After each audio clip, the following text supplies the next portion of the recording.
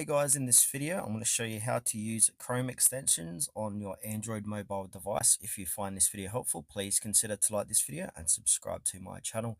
In saying that, let's just jump straight into the video. Alright, so as we know, Google Chrome on Android does not support extensions like the desktop version. However, you can still use Chrome extension on Android by using a different browser that supports them. So we can try the Kiwi browser, but I can't show you that demonstration because in my region the Kiwi browser doesn't come up in my search in the Play Store. So head over to your Play Store and there's another browser called the Yandex browser. So go ahead and click into that and go ahead and click on the install button. Wait for that to download and install, and then from there we need to open it up. Alright, so I'm going to go ahead and open up the Yandex browser. And now we just got to get through here, get started. I'm going to allow, I'm not going to set that as default. Alright, just did a search for the Chrome Web Store. So here it is here.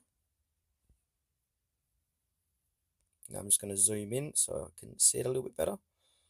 And now just go and find that particular extension that you want to use on this browser, and it will should work fine. Some extensions that I have noticed doesn't work perfectly on mobile. So yeah, depending on what extension, most of them should work fine.